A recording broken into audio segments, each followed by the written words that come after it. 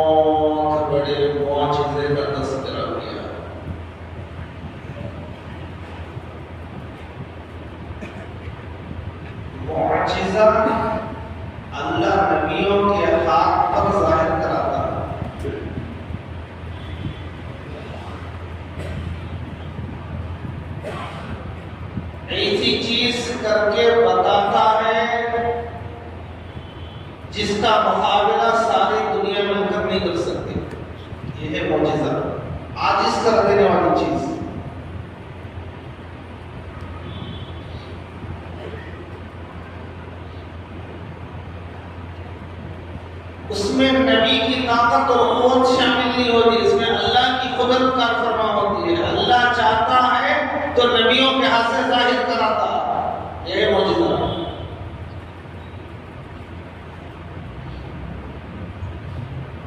तमाम अंबिया से अल्लाह ने मौजूदे जाहिर कराए।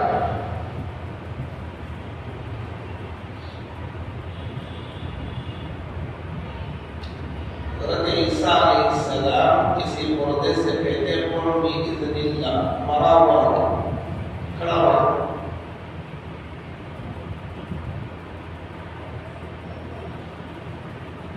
ये नबी की इसमें कुदरत का दखल नहीं, नबी नहीं कर रहे हैं, अल्लाह करा रहे हैं।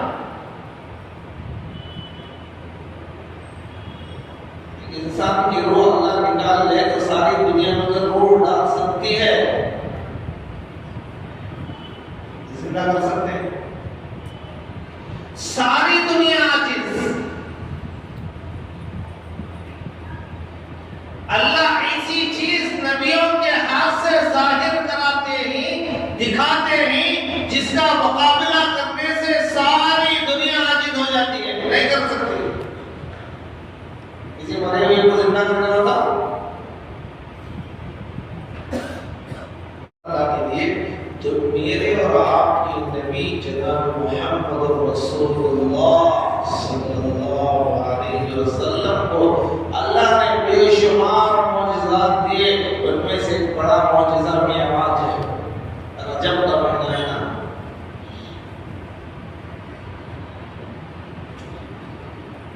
तो रजब का महीना शुरू होते ज़हनों में बात आती है कि इस महीने में आका को मिअराज हुई, इतनी बातें हुई।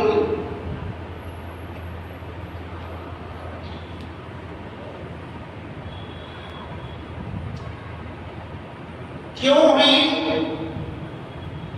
क्या हिकमतें थी, बेशुमार हिकमतें उलमाए किराम ने बयान की है। एक हिकमत उलमा ने ये बयान की, अल्लाह ने मिराज इसलिए कराया कि जिस साल हुजूर को मिराज हुई, उस साल हुजूर की बीवी का, हुजूर के चचा का, दोनों का इंतकाल हो गया था। हुजूर ने कहा ये मेरे लिए गम का साल है, आमुल हुज़्न। जिब्रील आए, या रसूल अल्लाह, अल्लाह आपको अपने पास अर्श पर बुला रहा है, क्यों? आपके गम को धोने के लिए। दोस्त को तसल्ली देता है, क्यों? गम को हल्का करने के लिए।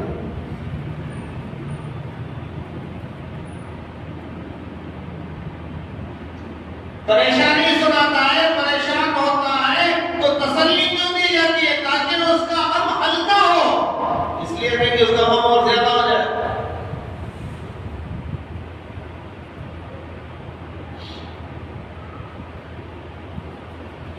तो हुजूर की मोहब्बत होने के लिए बाद उलमा ने कहा अल्लाह ने मेराज इसलिए कराई, ये बताने के लिए दुनिया को देखो, जहां तक मैं खुदा हूं वहां तक मोहम्मद नबी है।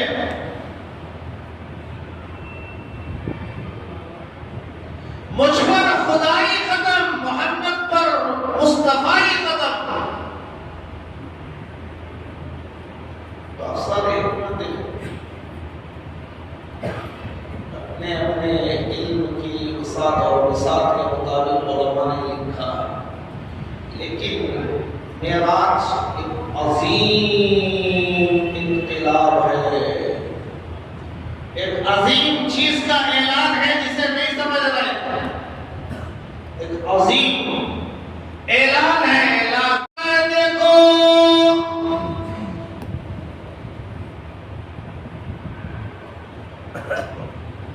रोए जमीन पर अल्लाह के दो घर हैं, दो ही नहीं बोल रहा हूं, दो घर ऐसे नहीं जिनको अल्लाह ने मरकजियत दी है। एक काबतुल्लाह, एक मस्जिद अक्सा फलस्तीन,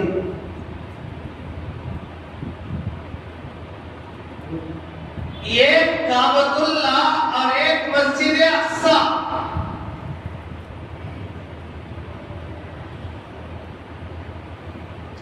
दो मस्जिदें ऐसी जिनको अल्लाह ने मरकजियत दी है। ओमी मरकज, दो अलग अलग हैसियत से दो मरकज हैं। अल्लाह ने काबे को हिदायत का मरकज बनाया और अल्लाह ने मस्जिद अक्सा को सियासत का मरकज। सियासत है, अजब गलीज चीजों को सियासत समझकर परफेक्ट टीच नहीं होता।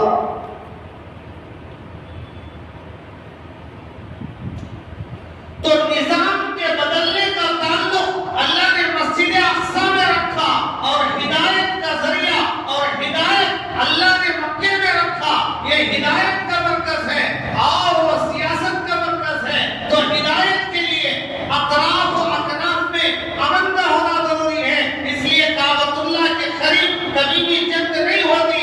मन दखलहु काना आमिना, जो वहां दाखिल होगा अमन में आ जाएगा। और सियासत के लिए कुव्वत का इजहार करना पड़ता है, कुव्वत बाहिरा की जरूरत होती है, इसीलिए वहां जंग होती है। जब निजाम बदलता है, हुकूमतें बदलती हैं, तो इनकलाब वहीं से शुरू होता है। फलस्तीन बहुत मुबारक जगह है। अल्लज़ी बारकना हौला, ओ बैतुल मक़दिस का अतराफ अकनाफ इलाका जितना है, अल्लाह कहता है हमने बेशुमार बरकतें वहां उतारी, नाज़िल की, बेशुमार बरकतें। मुबारक सरजमीन, मुतबर्रक सरजमीन। लेकिन निजाम जब बदलता है तो इनकलाब वहीं से शुरू होता है।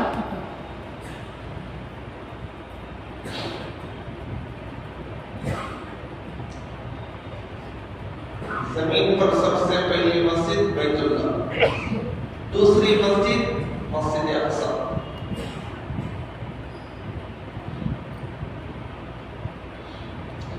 बैतुल्लाह को किसने बनाया? मस्जिद अक्सा को किसने बनाया?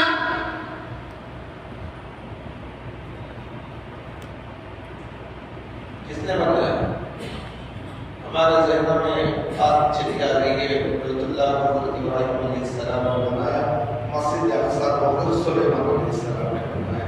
और दोनों के दरमियान कितना फासला, कितना वक़्फ़ा है? 40 साल। 40 साल के बाद मस्जिद हराम बैतुल्लाह के काबतुल्लाह के बनने के 40 साल बाद मस्जिद अक्सा बनी। ये तो ठीक है, लेकिन हज़रत सुलेमान और हज़रत इब्राहीम के दरमियान 40 साल का वक़्फ़ा नहीं है।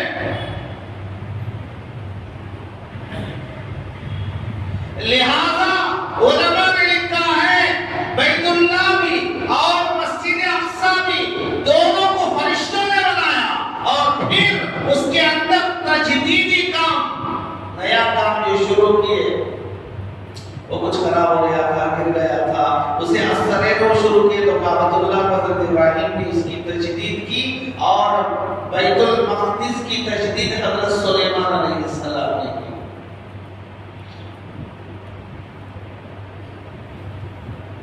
दोनों के दरमियान है 40 साल का वक्त। तो हज़रत इब्राहीम अलैहिस्सलाम इराक के थे, इराक के। अल्लाह ने कहा जाओ फलस्तीन जाओ। इराक से निकले अपनी बीवी हज़रत सारा लूत को लेकर। ये दो ही ईमान वाले थे हज़रत के साथ, दो ही, दूसरे कोई ईमान वाले थे।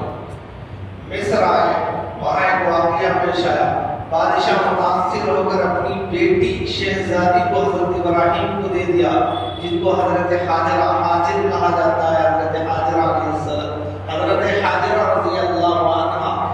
तो हज़रत इब्राहीम अपने हज़रत सारा, हज़रत हाजिरा, हज़रत लूत को लेकर फलस्तीन आए और फलस्तीन ही में हज़रत इस्माइल अलैहिस्सलाम पैदा हुए। हज़रत इस्माइल अलैहिस्सलाम मक्के में नहीं पैदा हुए, फलस्तीन में पैदा हुए।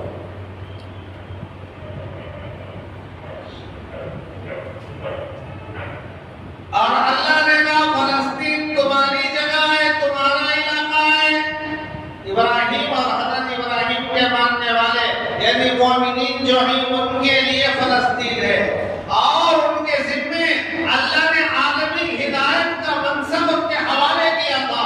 तो हज़रत इब्राहीम के दुनिया से जाने के बाद लोग चलते चलते चलते गुमराही आई, बनी इसराइल में इतनी गुमराही आई, इतनी गुमराही आई, शिर्क और बुत परस्ती के अंदर वो उतर गए और अल्लाह को नाराज कर दिए। या बनी इसराइल अज़कुरू निअमती अल्लती अनअमतु अलैकुम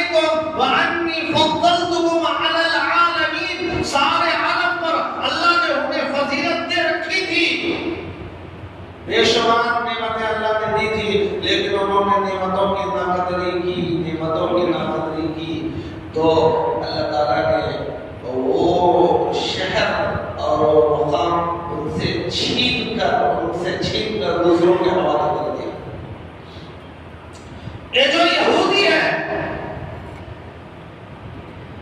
हज़रत इब्राहिम के, मूसा अलैहिस्सलाम के मानने वाले जो बोलते हैं, और उनको अल्लाह ने वहां से भगाया और वो सारी दुनिया में, तभी वो अपनी जगह को छोड़कर कुछ अमेरिका चले गए, कुछ और जगह चला गए, कुछ और जगह चले गए, एक भी वहां नहीं था।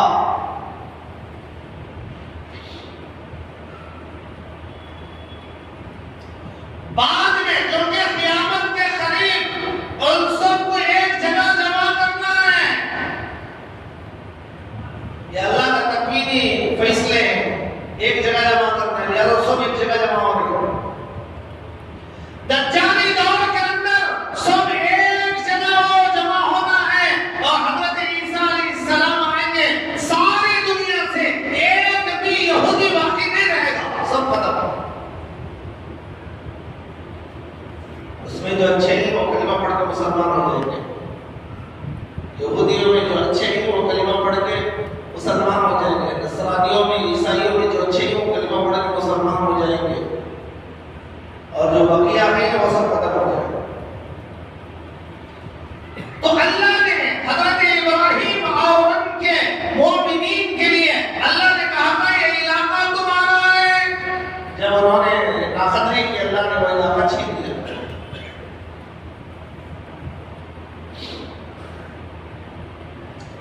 यहाँ तक आकर बात समझो, अब वो इलाका किसका है? यहूदियों का नहीं, ईमान वालों का है, ईमान वालों। इसीलिए अल्लाह ने हुजूर को मेराज के लिए मस्जिद हराम से मस्जिद अक्सा ले गया। भाई वहां ले जाने की कोई जरूरत नहीं थी, मक्के से डायरेक्ट आसमानों पर हुजूर जा सकते थे, जा नहीं सकते थे।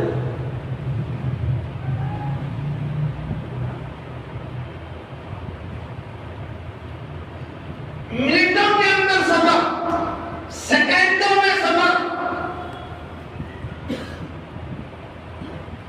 जो अल्लाह बैतुल मक़दिस ले गया और डायरेक्ट बैतुल मक़दिस ले जाकर वहां से आसमानों पर ले गया, वो काम अल्लाह मक्के ही से कर सकता था।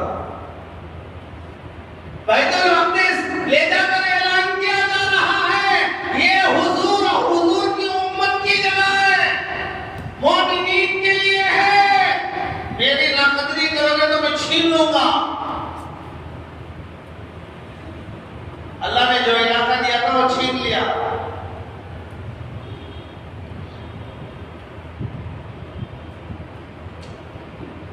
तो मेराज के अंदर बहुत सारी हिकमतें उलमाए किराम ने बयान की।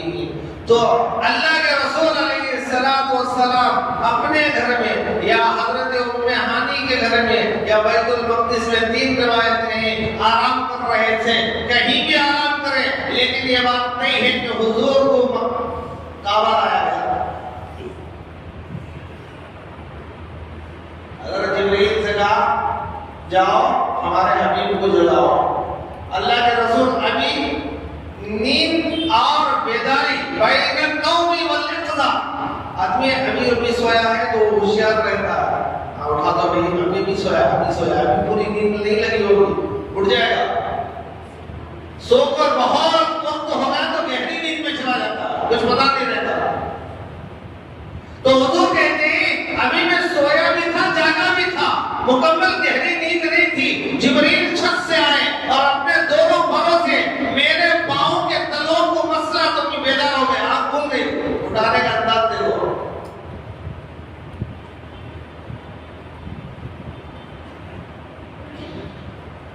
अगर कोई मुअज़्ज़ज़ बड़े आदमी सोए हुए हैं तो क्या अंदाज, यहाँ देखो जिब्रील अपने नौरानी पैरों से हुजूर के कदमों के तलवों को मसला, अगर हलाकर उठा सकते थे, या रसूल अल्लाह उठिए, या जोर से आकर सलाम, अस्सलामु अलैकुम या रसूल अल्लाह।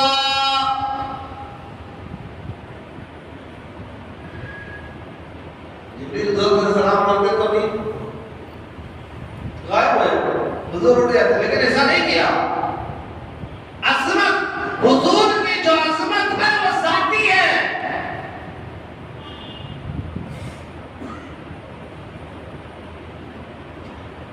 हुजूर को जो अल्लाह ने मकाम दिया है वो मेराज की वजह से नहीं, आखिरी में आने की वजह से नहीं। अगर हुजूर आखिर में आने के बजाय हजरत आदम की जगह शुरू ही में आते तब भी हुजूर का वही मकाम था जो है। मेराज ना भी करते तो वही मकाम था जो अल्लाह ने दिया है।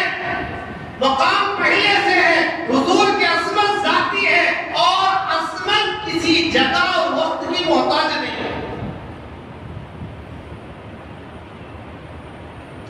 तो हुजूर कहते हैं कि जिब्रील आए और कहा या रसूल अल्लाह, अल्लाह आपको अर्श पर बुला रहा। एक तो पहले ही मुमीन थे, बीवी का इंतकाल हो गया था, चचा का इंतकाल हो गया था, कितना बड़ा हो।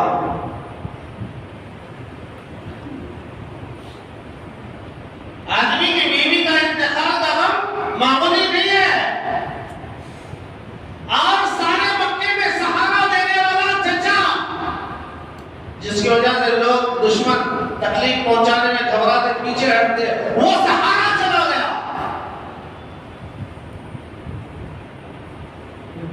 दुख की बात है। मक्के में एक से बढ़कर एक दुश्मन, मारने की प्लानिंग, खत्म करने की प्लानिंग करने वाले, ऐसे माहौल में तसल्ली देने वाला, दिलासा देने वाला, जिसकी वजह से दुश्मन दूर रहते थे, ऐसी जात अगर चले गई, ऐसी हस्ती अगर चले गई, ऐसा चचा चला गया तो दिली सदमा होता है। हुजूर गमगीन सोए हुए थे, जिब्रील आए, कहा या रसूल अल्लाह, अल्लाह आपको अर्श पर बुला रहा है। आपके सारे आप खत्म हो जाएंगे। हुजूर दावतुल्लाह है। हज़रत जिब्रील ने ज़मज़म के कुएं के पास ले गए, फिर वहीं हुजूर ले गए। ज़मज़म का कुआं आज तो नजर नहीं आता, नीचे पैक कर दिए, उस जमाने में वो कौन था? दावतुल्लाह के करीब हजर अस्वद से आगे मकाम इब्राहिम की तरफ। तो हुजूर कहते हैं मैं देख रहा था जिब्रील जन्नत से एक सोने की तश लाए हुए थे, तश्तरी, तश्तरी, सोने की तश्तरी लाए हुए थे। और मेरा सीना यहां से नाफ तक ओपन किया, शरे सब्र किया, और अंदर से मेरा दिल निकालकर इस तश्तरी में रख दिया।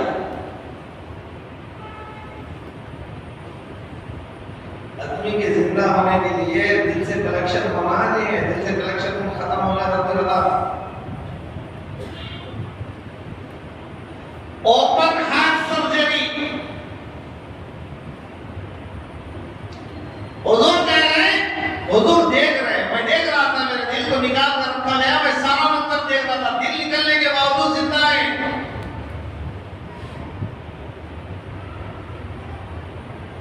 तो मालूम असल चीज रूह है, रूह।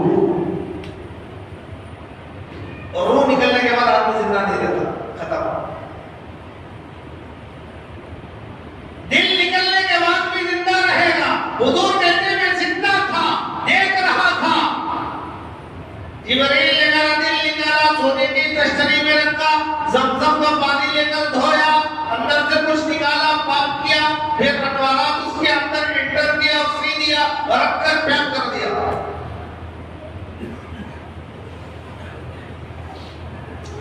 फिर वहां से मुझे लेकर चले, बुराक बाहर खड़ा हुआ है, 70,000 फरिश्ते दाएं, 70,000 बाएं, 70,000 आगे, 70,000 पीछे, जिब्रील मिकाईल साथ में, हज़रत जिब्राईल भी साथ, मिकाईल भी साथ, फरिश्ते भी साथ, इस्तिक़बाल टीम भी साथ। क्या शान होगी।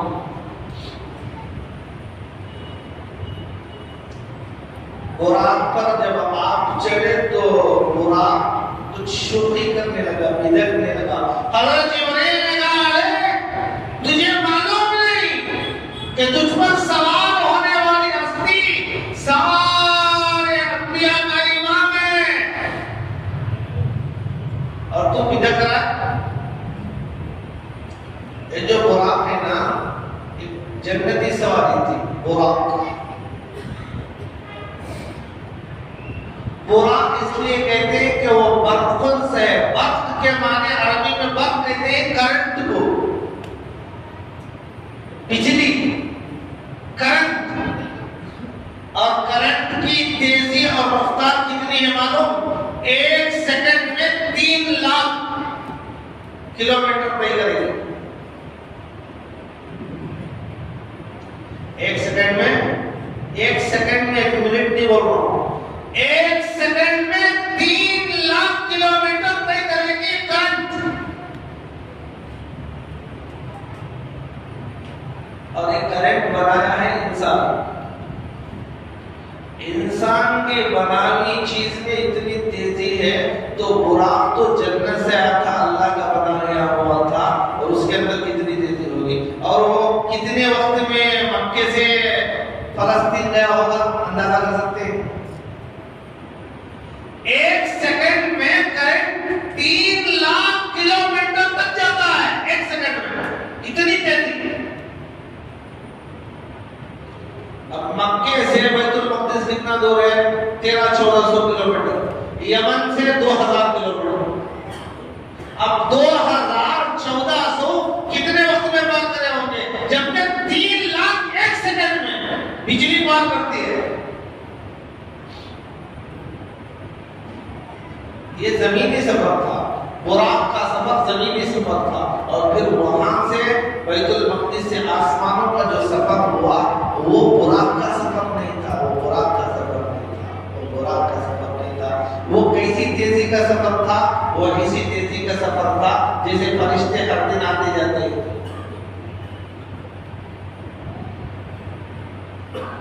फरिश्तों के आने में कितनी देर लगती है? लगती है? दिनों का नहीं हुआ है।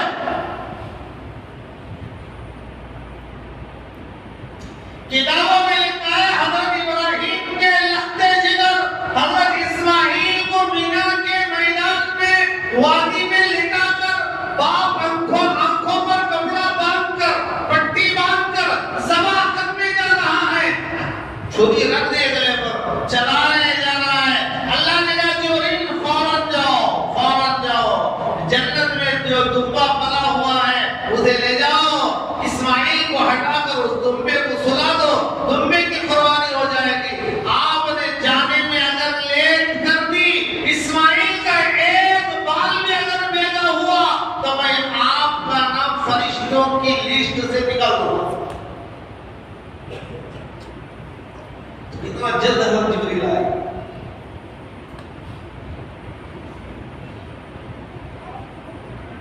वहां से जो मेराज के लिए जो सफर शुरू हुआ, वो फरिश्तों की रफ्तार से था।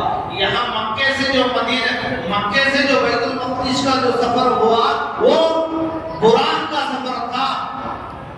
जबकि 3 लाख 1 सेकंड के अंदर वो पार कर जाती है, तेजी के साथ पहुंचती है बिजली। तो ये तो जन्नत की सवारी थी, अल्लाह का बनाया हुआ जानवर था, सवारी थी। और उसकी रफ्तार कितनी होगी, कितनी देर में पहुंच गया होगा? जब 1300-1400 मील का फासिला था मक्के से बैतुल मक़दिस। बहरहाल जब सवारी पर आए तो वो शोखी करने लगा। हज़रत जिब्रील ने कहा, तुझे पता नहीं?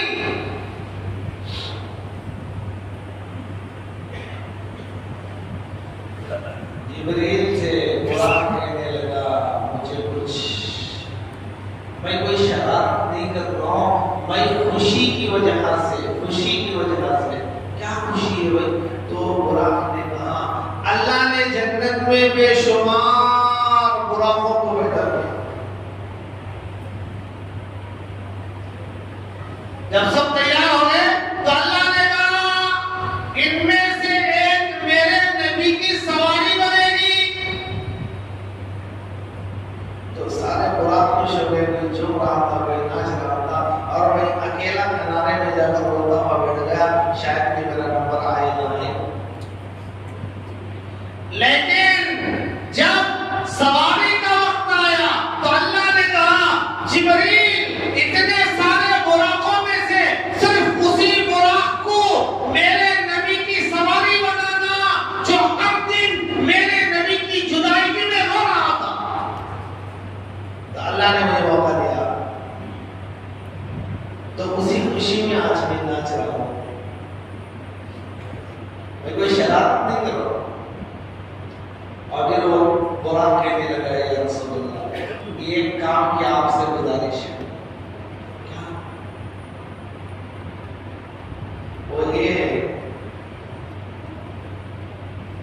आप अल्लाह से जो मांगेंगे अल्लाह इनकार नहीं करेंगे। वला सौफा युतीका रब्बुका फतरदा,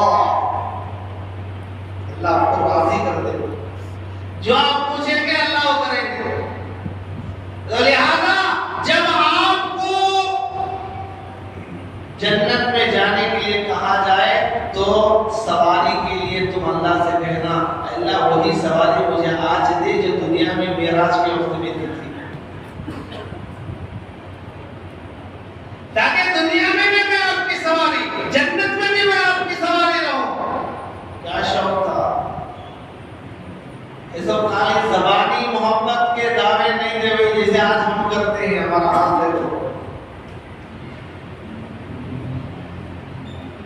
इंसानियत मर गई है आज।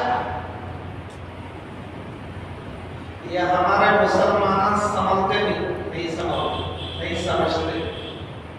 क्या भी हो जाओ, कैसे भी हालात अच्छा से देखो, एक टस से मस नहीं हो रहा है। जाने का वक्त आ गया, क्या मालूम नहीं। मसाजिदों को खुद खाने बना रहे हैं, अभी शर्म नहीं आ रही हमें।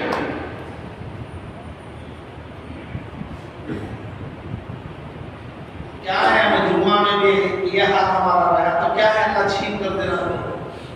जालिम हुक्मरानों को मुसल्लत करने वाला कौन? अल्लाह।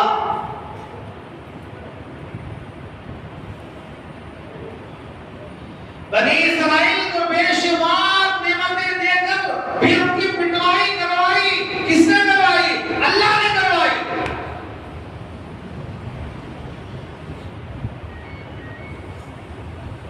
वही गलती हमारे से होगी तो हमारा भी अंजाम वही, हमारी भी सजा वही।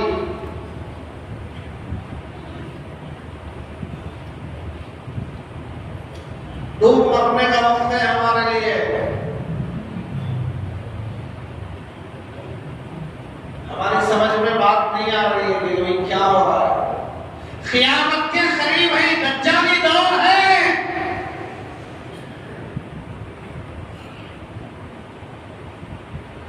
अल्लाह को राजी करेंगे तो ईमान सलामत रहेगा, अल्लाह से दूर हो गए तो फिर कुफ्र की हालत में मौत आएगी। अल्लाह हिफाजत फरमाए, अल्लाह हिफाजत फरमाए। मुसलमानों जाग जाओ। आज हमारे काम से हमें मुसलमान बोलने की शर्म आती है। ऐसे काम करने वालों को मुसलमान बोलना या नहीं बोलना डर लगता। मुसलमान हो नहीं है।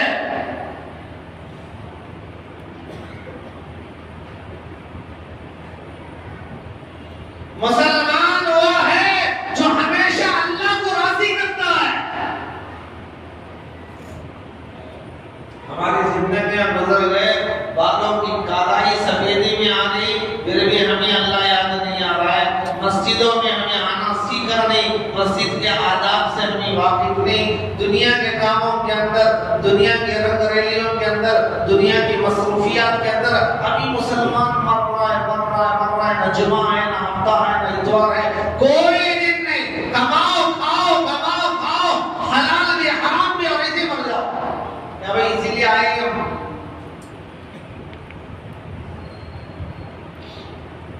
अल्लाह को ऐसे मुसलमानों की जरूरत नहीं है।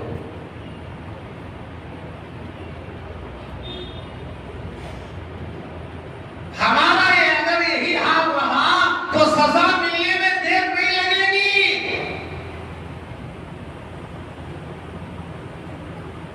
अल्लाह का अज़ाब कहां भी, कहीं भी, किसी भी शक्ल में आ सकता है। भाई जबान जहन से हम जब बंद कर दें अल्लाह का अजाब, अल्लाह की सजा कहीं भी, कहां भी, किसी भी शक्ल में आ सकती है। इसलिए मेरे भाइयों, अल्लाह को राजी करो।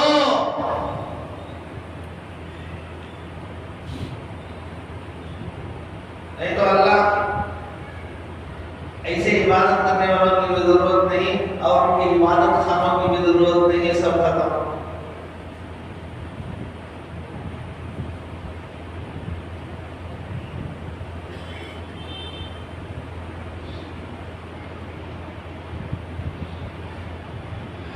तो मेरे भाइयों, बहुत अफसोस होता है हमारे हाल में, बहुत अफसोस होता है। भाई जुमा का दिन है, जुमा का एक दिन खाली बताया जा रहा है कि पहली अजान पकाओ तो हमारे भाइयों का हाथ देखो। अल्लाह की कितनी बात हमें मान रहे हैं, खाली जुमा के दिन देख लो। दावे तो हमें बहुत करते हैं, मैं पक्का मुसलमान। मेरा भाइयों वक्त बढ़ रहा है, मुझे कुछ लंबा कहना नहीं है, वाकया तवील था। होशियार हो जाओ, ईमान कहीं हाथ से निकल ना जाए मेरे भाइयों। ईमान को बचा लो, ईमान को बचा लो। ईमान बचेगा तो असल जिंदगी आने वाली है कामयाबी। कामयाब वही होगा जो ईमान को बचाएगा। अगर जो ईमान को बचाए बगैर दुनिया से चले गया तो नाकाम हो जाएगा। फिर कुछ भी करे वो आप मौका नहीं आएगा। अल्लाह हम सबकी हिफाजत फरमाए, सुनी बातों पर अमल की तौफीक फरमाए। आखिर में पसंद का मसला सुनो।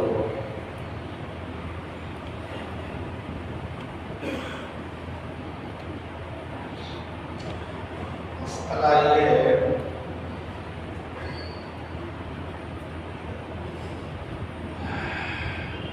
पांच नमाजों में, तीन नमाजों में क़िरात जोर से पढ़ते हैं, दो नमाजों में आहिस्ता सुनाई नहीं देता। ज़हर, असर, जुमा छोड़ो। मगरिब में क़िरात जोर से होती है, इशा में होती है, फजर में होती है। होती नहीं होती? इमाम साहब क्या पढ़ रहे हैं सबको माइक में सुनाता। ज़हर में क्या पढ़ रहे हैं सुनाता, जुमा में पढ़ते सुनाता, जुमा में जोर से पढ़ते सुनाता। जुमा की बात नहीं हो रहा, ज़ोहर, असर। यहाँ आहिस्ता पढ़ना है, इन नमाजों में जोर से पढ़ना है। अगर कोई आदमी जोर से पढ़ने वाली नमाजों में आहिस्ता पढ़ दिया या आहिस्ता पढ़ने वाली नमाजों में जोर से पढ़ दिया तो सजदे सहू वाजिब, सजदे सहू करेगा तो नमाज होगी वरना नहीं होगी।